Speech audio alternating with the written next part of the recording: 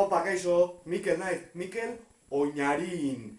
Forrest Gumpen lehengusu euskalduna naiz. Euskaldun, petoa.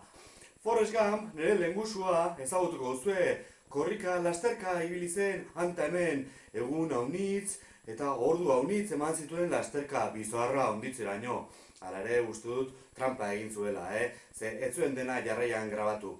Dena den, haunitzetan, berarekin solastu naiz, eta beti batek bertzeari erronka botatzen diogu. Nik zu baino gehiago laster egiten dut. Ez, zuk nik baino gehiago, edo nik zu baino gehiago. Bueno, kontua da ni euskaldun petoa, naizela bastandarra, buru gogorra, eta erran nion, Forrest Gump, nik zuk baino laster gehiago egingo dut. Ordu gehiagoz, egun gehiagoz, eta berak ezetz.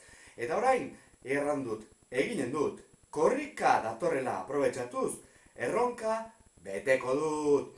Urepelen hasi eta Bilboraino lasterka ibiliko naiz. Ika, hemen dago korrika. Bai, Urepelen hasi eta Bilboraino joan naiz gelditu gabe.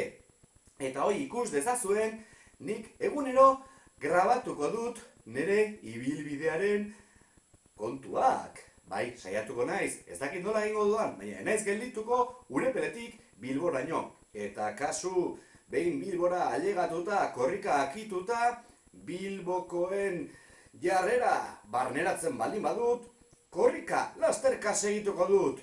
Mikel Oñarin naiz, Forrest Gumpen lehengusu euskalduna. Euskaldun petoa! Izanen duzuen ere berri.